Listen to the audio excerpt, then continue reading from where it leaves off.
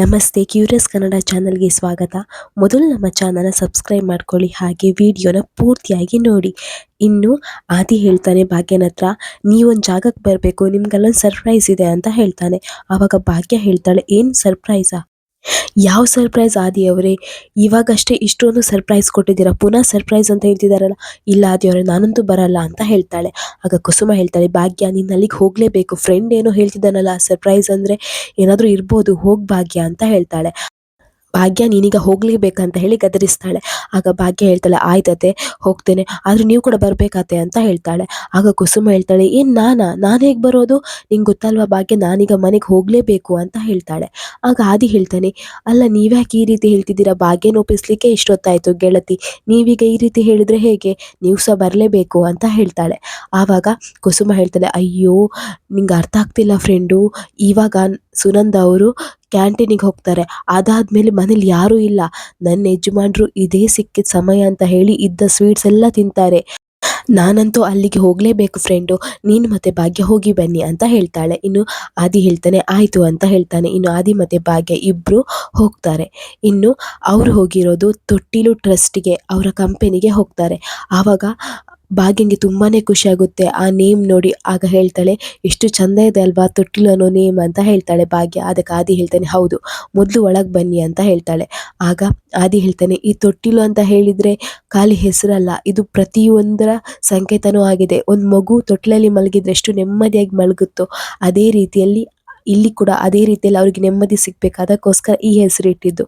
ಏನು ಗೊತ್ತಾ, ಇಲ್ಲಿ ಎಲ್ಲ ರೀತಿಯ ಮಕ್ಕಳಿದ್ದಾರೆ, ಅವರಿಗೆ ಯಾರಿಗೆ ಓದಲಿಕ್ಕೆ ಕಷ್ಟ ಆಗ್ತದೆ ಅವರಿಗೆ ನಾವೇ ಹಣ ಸಹಾಯ ಮಾಡಿ ಓದಿಸ್ತಾ ಇದ್ದೇವೆ, ಪ್ರತಿಯೊಂದು ಇಲ್ಲಿ ಮಾಡ್ತಾ ಇದ್ದೇವೆ. ಯಾರಿಗೂ ಕಷ್ಟ ಆಗಬಾರ್ದು, ಯಾವ ಬಡ ವಿದ್ಯಾರ್ಥಿಗಳಿಗೂ ಕಷ್ಟ ಆಗಬಾರ್ದು, ಅವ್ರ ಜೀವನದಲ್ಲಿ ಏನು ಸಾಧನೆ ಮಾಡಬೇಕು ಅದೆಲ್ಲ ಮಾಡಬೇಕು, ಅದಕ್ಕೆ ನಾನು ಪೂರಕ ಮಾಡ್ತಿದ್ದೇನೆ, ಅದಕ್ಕೆ ಏನೆಲ್ಲ ಬೇಕು ಎಲ್ಲ ನಮ್ಮ ಟ್ರಸ್ಟ್ ಕಡೆಯಿಂದ ಕೊಡ್ತಿದ್ದೇವೆ ಅಂತ ಹೇಳ್ತಾನೆ. ಆಗ ಭಾಗ್ಯಂಗೆ ತುಂಬಾ ಖುಷಿಯಾಗುತ್ತೆ. ಆದಿ ಅವರೇ, ಈಗಿನ ಕಾಲದಲ್ಲಿ ದುಡ್ಡಿದ್ರೆ ಮಜಾ ಮಾಡೋಣ, ಉಡಾಯಿಸೋಣ ಅಂತ ಇರ್ತಾರೆ, ಆದರೆ ನೀವು ನಿಮ್ಮ ಪ್ರತಿಯೊಂದು ಹಣನ ಸೇವಿಂಗ್ ಮಾಡಿ ಇಲ್ಲಿ ಕೊಡ್ತಾ ಇದ್ದೀರಾ, ನಿಮ್ಮಂಥ ಒಳ್ಳೆ ವ್ಯಕ್ತಿಗಳು ನೋಡಲಿಕ್ಕೆ ಸಿಗೋದೇ ಕಷ್ಟ ಅಂತ ಹೇಳ್ತಾ ಇರ್ತಾಳೆ. ಭಾಗ್ಯ ತುಂಬಾ ಗುಣಗಾನ ಮಾಡ್ತಾಳೆ. ಇನ್ನು ಆದಿ ಹೇಳ್ತಾನೆ, ಇದೆಲ್ಲ ಹೇಗೆ ಗೊತ್ತಾ ಆಗಿದ್ದು, ಇದಕ್ಕೆಲ್ಲ ಸ್ಫೂರ್ತಿ ಯಾರು ಗೊತ್ತಾ? ಯಾವಾಗಲೂ ನಮ್ಮ ಸ್ಕೂಲಿಗೆ ರಿಕ್ವೆಸ್ಟ್ ಬರ್ತಾ ಇತ್ತು ಬೇರೆ ಬೇರೆ ಸ್ಕೂಲ್ಗಳಿಂದ, ನಾನು ಅದೇ ರೀತಿ ಎಲ್ಲ ಸ್ಕೂಲ್ಗಳಿಗೂ ಜಾಮಿಟ್ರಿ ಬಾಕ್ಸ್, ಬ್ಯಾಗ್ಸ್, ಬುಕ್ಸ್ ಎಲ್ಲನೂ ಕೊಡ್ತಾ ಇದ್ದೆ ಪ್ರತಿಯೊಂದು ಸ್ಕೂಲಿಗೂ. ಆದರೆ ಒಂದು ಸ್ಕೂಲಿಗೆ ಜಾಮಿಟ್ರಿ ಬಾಕ್ಸ್ ಕೊಡಬೇಕು ಅಂತ ಹೇಳಿ ಹೋದೆ. ಆವಾಗ ಆ ಮಕ್ಕಳು ಜಾಮಿಟ್ರಿ ಬಾಕ್ಸ್ ತಗೊಂಡಾಗ ಅವ್ರ ಕಣ್ಣಲ್ಲಿ ಖುಷಿ ಕಾಣಿಸ್ತಾಯಿತ್ತು, ಅವ್ರ ಮುಖದಲ್ಲಿ ಮಂದಹಾಸ ಕಾಣಿಸ್ತಾಯಿತ್ತು. ಆ ಖುಷಿ ನೋಡಿ ನನಗಂತೂ ತುಂಬಾ ಖುಷಿ ಆಯಿತು. ಈ ರೀತಿ ಖುಷಿ ಎಷ್ಟು ಕೋಟಿ ಕೊಟ್ಟರು ಸಿಗಲ್ಲ. ಆವಾಗ ಡಿಸೈಡ್ ಮಾಡಿದೆ, ಹೌದು ನಾನು ಇದನ್ನು ತುಂಬ ಸಮೃದ್ಧಿ ಮಾಡಿ ಬೆಳೆಸಬೇಕು, ಇದೇ ರೀತಿ ತುಂಬ ಮಕ್ಕಳಿಗೆ ಸಹಾಯ ಮಾಡಬೇಕು. ಆವತ್ತು ನಾನು ಆ ಸ್ಕೂಲಿಗೆ ಹೋಗದೇ ಇದ್ದರೆ ಇವತ್ತು ಇಷ್ಟು ದೊಡ್ಡ ರೀತಿ ಟ್ರಸ್ಟ್ ಆಗಲಿಕ್ಕೆ ಸಾಧ್ಯನೇ ಆಗ್ತಿರಲಿಲ್ಲ ಅಂತ ಹೇಳ್ತಾ ಇರ್ತಾನೆ. ಅದಕ್ಕೆ ಭಾಗ್ಯನಿಗೆ ತುಂಬ ಖುಷಿಯಾಗುತ್ತೆ. ಹೌದು ಭಾಗ್ಯ, ಆದರೆ ಒಂದು ಪ್ರಾಬ್ಲಮ್ ಇದೆ, ಇದನ್ನೆಲ್ಲ ಜವಾಬ್ದಾರಿ ವಹಿಸ್ಕೊಳ್ಳಿಕ್ಕೆ ಯಾರಾದರೂ ಒಬ್ಬರು ಬೇಕೇ ಬೇಕು ಅಂತ ಹೇಳ್ತಾರೆ. ಆಗ ಭಾಗ್ಯ ಹೇಳ್ತಾಳೆ, ಹೌದಾ, ಏನು ಜವಾಬ್ದಾರಿ ವಹಿಸ್ಕೊಳ್ಳಿಕ್ಕೆ ಅಂತ ಕೇಳ್ತಾಳೆ. ಆಗ ಆದಿ ಹೇಳ್ತಾನೆ, ಅಂದರೆ ನಾನು ನಿಮ್ಮ ಹತ್ರ ಒಂದು ಹೆಲ್ಪ್ ಕೇಳಲಾ, ನೀವು ಮಾಡ್ತೀರಾ? ನೀವು ಎಷ್ಟೋ ಜನರಿಗೆ ಸಹಾಯ ಮಾಡಿದ್ದೀರಾ, ನಾನು ಅದನ್ನು ನೋಡಿದ್ದೀನಿ, ಇವತ್ತು ನಾನು ನಿಮ್ಮ ಹತ್ರ ಸಹಾಯ ಕೇಳ್ತಿದ್ದೇನೆ, ನೀವು ಮಾಡ್ತೀರಾ ಭಾಗ್ಯ ಅವರೇ ಅಂತ ಕೇಳ್ತಾನೆ. ಆಗ ಭಾಗ್ಯ ಹೇಳ್ತಾಳೆ, ಏನು ನೀವು ನನ್ನ ಹತ್ರ ಸಹಾಯ ಕೇಳೋದಾ? ಅಲ್ಲ ಆದಿಯವರೇ, ನಿಮಗೆ ನಾನು ಸಹಾಯ ಮಾಡುವಷ್ಟು ದೊಡ್ಡವಳಲ್ಲ, ಅದು ನಿಮಗೂ ಗೊತ್ತಿದೆ, ಅಂಥದ್ರಲ್ಲಿ ನಾನು ನಿಮಗೆ ಏನು ಸಹಾಯ ಮಾಡಬಲ್ಲೆ ಅಂತ ಕೇಳ್ತಾಳೆ. ಆವಾಗ ಆದಿ ಹೇಳ್ತಾನೆ, ಹೌದು, ಈ ಕಂಪನಿಗೆ ಮ್ಯಾನೇಜಿಂಗ್ ಡೈರೆಕ್ಟರ್ ಬೇಕು, ಆ ಪೊಸಿಷನ್ಗೆ ನೀವೇ ಬರಬೇಕು, ನೀವೇ ಈ ಕಂಪನಿಯ ಮ್ಯಾನೇಜಿಂಗ್ ಡೈರೆಕ್ಟರ್ ಆಗಬೇಕು ಅಂತ ಹೇಳ್ತಾನೆ. ಆಗ ಭಾಗ್ಯನಿಗೆ ತುಂಬಾ ಶಾಕ್ ಆಗುತ್ತೆ. ಆಗ ಹೇಳ್ತಾಳೆ ಭಾಗ್ಯ, ಅಲ್ಲ ಆದಿಯವರೇನು ತಮಾಷೆ ಮಾಡ್ತಿದ್ದೀರಾ? ಏನು ಆದಿಯವ್ರೆ ಈ ರೀತಿ ಹೇಳ್ತಿದ್ದೀರಾ? ಅಲ್ಲ, ಆವಾಗಷ್ಟೇ ಏನೋ ಸಣ್ಣ ಪ್ರೋಗ್ರಾಮ್ ಅಂತೇಳಿ ಅಷ್ಟು ದೊಡ್ಡ ಫಂಕ್ಷನ್ ಮಾಡಿ ಅಷ್ಟೆಲ್ಲ ಮಾಡಿದ್ರಿ, ಇವಾಗ ನೋಡಿದರೆ ಈ ರೀತಿ ಹೇಳ್ತಿದ್ದೀರಲ್ಲ. ಅಲ್ಲ ಆದಿಯವರೇ, ನೀವು ಏನಂತ ಅಂದ್ಕೊಂಡಿದ್ದೀರಾ? ನೀವು ಏನು ಮಾತಾಡ್ತಿದ್ದೀರಿ? ನಿಮಗೆ ಏನು ಮಾತಾಡ್ತಿದ್ದೀರಾ ಅಂತ ಹೇಳಿ ಆದರೂ ಗೊತ್ತಿದೆಯಾ ಅಂತ ಕೇಳ್ತಾಳೆ. ಆವಾಗ ಆದಿ ಹೇಳ್ತಾನೆ, ಹೌದು, ನಾನು ತುಂಬ ಯೋಚನೆ ಮಾಡಿ ಈ ನಿರ್ಧಾರ ತಗೊಂಡಿದ್ದು, ನಿಮ್ಗಿಂತ ಒಳ್ಳೆ ವ್ಯಕ್ತಿ ಈ ಸ್ಥಾನಕ್ಕೆ ಬರ್ಲಿಕ್ಕೆ ಸಾಧ್ಯನೇ ಇಲ್ಲ, ನೀವೇ ಈ ಸ್ಥಾನಕ್ಕೆ ಬೆಸ್ಟ್ ವ್ಯಕ್ತಿ ಅಂತ ಹೇಳ್ತಾನೆ. ಆಗ ಭಾಗ್ಯ ಹೇಳ್ತಾಳೆ, ಅಲ್ಲ ಆದಿಯವರೇ, ನಿಮ್ಗೆ ಯಾಕೆ ಅರ್ಥ ಆಗ್ತಿಲ್ಲ? ಅಲ್ಲ, ನಾನೊಂದು ಕೈತುತ್ತಂತ ಒಂದು ಬಿಸ್ನೆಸ್ ಶುರು ಮಾಡಿದ್ದೇನೆ, ಅದು ಸಣ್ಣ ಮಟ್ಟಿಗೆ ಇದೆ, ಅದರಲ್ಲಿ ನಾನು ಮುಳುಗಿದ್ದೇನೆ, ಅದರಲ್ಲಿ ಏನು ಬೇಕೋ ನನ್ನ ಕೈಲಿ ಎಷ್ಟಾಗುತ್ತೋ ಅದರಲ್ಲಿ ಅದನ್ನು ಸುಧಾರಣೆ ಮಾಡಲಿಕ್ಕೆ ನಾನು ನೋಡ್ತಾ ಇದ್ದೇನೆ. ಅಂಥದ್ರಲ್ಲಿ ಇಷ್ಟು ದೊಡ್ಡ ಬಿಸ್ನೆಸ್ಸನ್ನು ನನಗೆ MD ಆಗಿ ಬಾ ಅಂತ ಹೇಳ್ತಿದ್ದೀರಲ್ಲ, ನಾನು ಏನು ಮಾಡಲಿ? ನನಗೇನು ಅರ್ಥ ಆಗ್ತಿಲ್ಲ, ಯಾಕೆ ಈ ರೀತಿ ಹೇಳ್ತಿದ್ದೀರಾ ಆದಿ ಅವರೇ ಅಂತ ಹೇಳ್ತಾಳೆ. ಆಗ ಆದಿ ಹೇಳ್ತಾನೆ, ನೋಡಿ ಭಾಗ್ಯ ಅವರೇ, ನನಗೆ ನಿಮ್ಮ ಬಗ್ಗೆ ಪ್ರತಿಯೊಂದು ವಿಚಾರನೂ ಗೊತ್ತು. ಹೇಳಬೇಕಾ? ಅವತ್ತು ವರಮಹಾಲಕ್ಷ್ಮಿ ಹಬ್ಬ ದಿನ ಪೂಜಾ ಕಿಶನ್ ಮಾತ್ರ ನೀವು ಬರ್ತಾರಂತ ಅಂದ್ಕೊಂಡಿದ್ರಿ, ಹೌದಾ? ಅವರಿಬ್ಬರೇ ಬರ್ತಾರೆ, ಫ್ಯಾಮಿಲಿಯವ್ರು ಯಾರೂ ಬರಲ್ಲ ಅಂತ ಅಂದ್ಕೊಂಡಿದ್ರಿ. ಹಾಗಾಗಿ ಅವರಿಬ್ಬರಿಗೆ ಆಗೋಷ್ಟು ಮಾತ್ರ ಅಡುಗೆ ಮಾಡಿದ್ರಿ. ಆದರೆ ನಾವೆಲ್ಲರೂ ಬಂದ್ವಿ. ಆದರೆ ನೀವು ಆವಾಗ ಧೃತಿಗೆಡಲಿಲ್ಲ. ನೀವು ಎಲ್ರಿಗೂ ಅನ್ನ ಮಾಡಿ, ಸಾರು, ಹುಳಿ, ಪುಳಿಯೋಗರೆ, ಎಷ್ಟೆಷ್ಟು ವೆರೈಟಿ ಐಟಮ್ಸ್ ಮಾಡಿದ್ರಿ.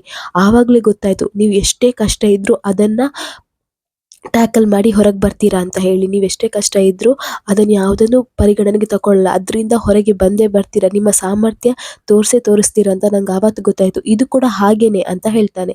ಆಗ ಭಾಗ್ಯ ಅವ್ರು ಹೇಳ್ತಾರೆ, ಅಲ್ಲ ಆದಿಯವರೇ, ಅನ್ನ ಸಾಂಬಾರು ಪುಳಿಯೋಗರೆ ಅದಕ್ಕೂ ಇದಕ್ಕೂ ಏನು ವ್ಯತ್ಯಾಸ? ಅದೇ ಬೇರೆ ಇದೇ ಬೇರೆ, ಅದಕ್ಕಿದಕ್ಕೂ ಕಂಪೇರ್ ಮಾಡ್ಲಿಕ್ಕೆ ಆಗೋದೇ ಇಲ್ಲ ಅಲ್ವಾ? ಆದಿಯವರೇ ನೋಡಿ, ಇದು ನನ್ನ ಕೈಲಿ ಆಗಲ್ಲ ಆದಿಯವರೇ, ನಾನು ಹೇಳ್ತಿದ್ದೇನಲ್ಲ, ನನ್ನ ಕೈಲಿ ನಿಜವಾಗ್ಲೂ ಇದೆಲ್ಲ ಆಗಲ್ಲ ಅಂತ ಹೇಳ್ತಾಳೆ. ಆಗ ಆದಿ ಹೇಳ್ತಾನೆ, ಭಾಗ್ಯವರೇ ನೋಡಿ, ಆಯಿತು, ನೀವು ಮನೆಗೆ ಹೋಗಿ ಯೋಚನೆ ಮಾಡಿ, ಆಮೇಲೆ ನನಗೆ ಏನು ನಿಮ್ಮ ಡಿಸಿಷನ್ ಏನಂತ ಹೇಳಿ ಅಂತ ಹೇಳ್ತಾನೆ. ಆಗ ಭಾಗ್ಯ ಹೇಳ್ತಾಳೆ, ಅಯ್ಯೋ ಆದಿಯವರೇ, ಆವಾಗದಿಂದ ಹೇಳ್ತಾ ಇದ್ದಾರೆ, ನೀನು ಮನೆ ಹೋಗಿ ಯೋಚನೆ ಮಾಡೋದು ಏನಿದೆ? ನನ್ನ ಕೈಲಂತೂ ಆಗಲ್ಲ ಆದಿಯವರೇ. ಆದಿಯವರೇ ಕೇಳಿ ಅಂತ ಹೇಳುವಾಗ ಆದಿಗೊಂದು ಕಾಲ್ ಬರುತ್ತೆ. ಆಗ ಆದಿ ಹೇಳ್ತಾನೆ, 1 ನಿಮಿಷದಲ್ಲಿ ಹೊರಗೆ ಹೋಗಿ ಬರ್ತೇನೆ ಅಂತ ಹೇಳಿ ಫೋನಲ್ಲಿ ಮಾತಾಡ್ತಾ ಇರ್ತಾನೆ. ಇನ್ನು ಭಾಗ್ಯ ಹೇಳ್ತಾ ಇರ್ತಾಳೆ, ಅಲ್ಲ ಈ ಆದಿಯವ್ರಿಗೆ ಏನಾಗಿದೆ, ಇವ್ರಿಗೆ ಯಾಕೆ ಅರ್ಥ ಆಗ್ತಿಲ್ಲ ಅಂತ ಹೇಳ್ಕೊಂಡು ಒಳಗೆಲ್ಲ ಹೋಗ್ತಾಳೆ. ತೊಟ್ಟಿಲು ಡ್ರೆಸ್ನ ಒಳಗೆ, ಆಫೀಸ್ನ ಒಳಗೆ ಎಲ್ಲ ಹೋಗ್ತಾಳೆ. ಅಲ್ಲಿ ಮಕ್ಕಳೆಲ್ಲ ಆಟಾಡ್ತಾ ಇರ್ತಾರೆ. ಆಗ ಭಾಗ್ಯಗೆ ತುಂಬಾ ಖುಷಿಯಾಗುತ್ತೆ. ತುಂಬಾ ಖುಷಿ ಪಡ್ತಾಳೆ. ಮಕ್ಕಳು ಆಟ ಆಡೋದು, ಗಲಾಟೆ ಮಾಡೋದು, ಮುದ್ದು ಮಾಡೋದು ಎಲ್ಲ ತುಂಬಾ ಖುಷಿ ಪಡ್ತಾ ಇರ್ತಾಳೆ. ಇನ್ನು ಭಾಗ್ಯ ಅಲ್ಲೇ ಬರ್ತಾ ಇರ್ತಾಳೆ. ಆಗ ಒಂದು ರೂಮಲ್ಲಿ ವಾಯ್ಸ್ ಬರ್ತಾ ಇರ್ತದೆ, ಅಂದರೆ ಕನಿಕನ ಮ್ಯಾನೇಜರ್ ಅಲ್ಲಿ ಇರ್ತಾರೆ. ಆವಾಗ ಹೇಳ್ತಾರೆ, ನೋಡು, ನೀ ನಾಳೆಯಿಂದ ಕೆಲಸಕ್ಕೆ ಬರಬೇಕು. ಇಲ್ಲಿ ಹಣದ ದಂಧೆನೇ ನಡೀತಾ ಇದೆ. ನಮ್ಮ ಕೈಲಿ ಎಷ್ಟು ಹಣ ಆಗುತ್ತೋ ಅಷ್ಟು ಹಣ ದೋಚ್ಕೊಳ್ಬೇಕು.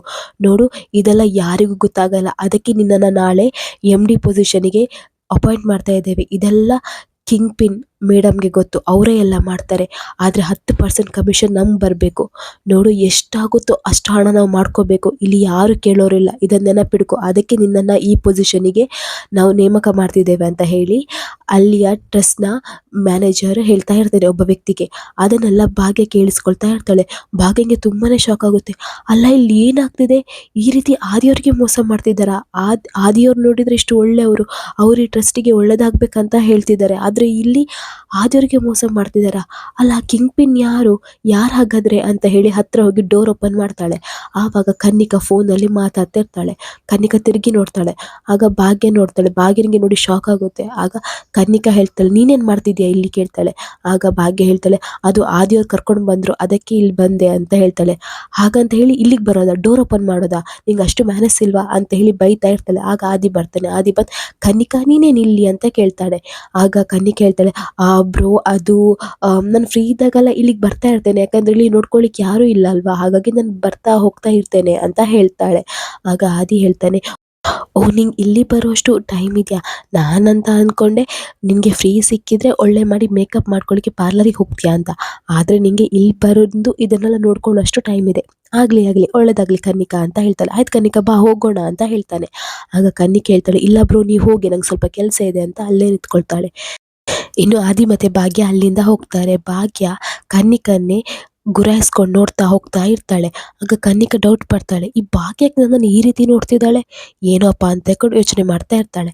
ಇನ್ನು ಈ ಕಡೆ ತಾಂಡವ್ ತುಂಬಾ ಟೆನ್ಷನಲ್ಲಿ ಕೂತ್ಕೊಂಡಿರ್ತಾನೆ. ಆಗ ಶ್ರೇಷ್ಠ ಬರ್ತಾಳೆ. ಶ್ರೇಷ್ಠ ಬಂದಾಗ ಶ್ರೇಷ್ಠ ಕೇಳ್ತಾಳೆ, ಏನಾಯ್ತು ತಾಂಡ, ಇವತ್ತೇನಾಯ್ತು ಈ ರೀತಿ ಟೆನ್ಷನ್ ಆಗಿದೆಯಾ ಅಂತ ಹೇಳ್ತಾಳೆ. ಆಗ ತಾಂಡವ್ ಎಲ್ಲ ವಿಚಾರನೂ ಹೇಳ್ತಾಳೆ. ಅವ್ನು ಹೇಳ್ತಾನೆ, 25 ಲಕ್ಷ ಕೊಟ್ಟಕ್ಕೆ ಅವಳಿಗೆ ಸನ್ಮಾನ ಮಾಡಿದ್ದು, ಭಾಗ್ಯನ ಎಲ್ಲರೂ ಹೊಗಳಿದ್ದು ಎಲ್ಲ ವಿಚಾರ ಹೇಳ್ತಾನೆ. ಆಗ ಶ್ರೇಷ್ಠಂಗೆ ತುಂಬಾ ಸಿಟ್ಟು ಬರುತ್ತೆ. ಅಲ್ಲ, ನಿನ್ನ ಬ್ರೋಗೆ ಏನಾಗಿದೆ? ನಿನ್ನ ಆದಿ ಬ್ರೋಗೆ ಅವ್ರಿಗೆ ತಲೆ ಕೆಟ್ಟಿದೆಯಾ? ಅವಳು ಏನು ಮಾಡಿದಾಳಂತ ಅಷ್ಟೊಂದು ಸನ್ಮಾನ ಮಾಡಿದ್ರು ಅಲ್ಲ, ಅವ್ರ ಹಣನ ಅವರಿಗೆ ಕೊಟ್ಲು, ಅದ್ರಲ್ಲಿ ಸನ್ಮಾನ ಮಾಡೋದೇನಿದೆ? ನಿಮ್ಮ ಆದಿ ಬ್ರದರ್ಗೆ ಏನಾಗಿದೆ? ಅವ್ರು ಯಾಕೆ ಅವಳನ್ನು ಅಷ್ಟು ತಲೆ ಮೇಲೆ ಇಟ್ಕೊಂಡು ಕೂರಿಸ್ತಿದ್ದಾರೆ? ಅವ್ರಿಗೆ ಅರ್ಥ ಆಗಲ್ವ? ಹೇಳ್ಕೊಂಡು ಬಾಯಿ ಬಂದಾಗ ಆದಿ ಬ್ರದರ್ಗೆ ಬೈದು ಅಲ್ಲಿಂದ ಹೋಗ್ತಾಳೆ. ಇನ್ನು ಈ ಕಡೆ ಪೂಜಾ ಮತ್ತು ಕಿಶನ್ ಹನಿಮೂನಿಗೆ ಹೋಗಬೇಕು ಅಂತ ಪ್ಲ್ಯಾನ್ ಮಾಡ್ತಾ ಇರ್ತಾರೆ. ಇನ್ನು ಪೂಜಾ ಹೇಳ್ತಾಳೆ, ಸ್ವಲ್ಪ ದಿನ ಆಗಲಿ ಆಮೇಲೆ ಹೋಗೋಣ ಅಂತ ಹೇಳ್ತಾಳೆ. ಆಗ ಕಿಶನ್ ಹೇಳ್ತಾನೆ, ಇಲ್ಲ, ಆದಿ ಬ್ರೋ ಏನು ಅಂದ್ಕೊಳ್ಳಲ್ಲ, ನಾವು ಹೋಗಲೇಬೇಕು ಅಂತ ಹೇಳ್ಕೊಂಡು ಅವರಿಬ್ಬರು ಹನಿಮೂನ್ ಹೋಗ್ಲಿಕ್ಕೆ ಪ್ಲೇಸ್ ಹುಡುಕ್ತಾ ಇರ್ತಾರೆ. ಇಲ್ಲಿಗೆ ಈ ವಿಡಿಯೋ ಮುಗಿಯುತ್ತೆ. ನಮ್ಮ ಕ್ಯೂರಿಯಸ್ ಕನ್ನಡ ಚಾನಲ್ ಸಬ್ಸ್ಕ್ರೈಬ್ ಮಾಡ್ಕೊಳ್ಳಿ.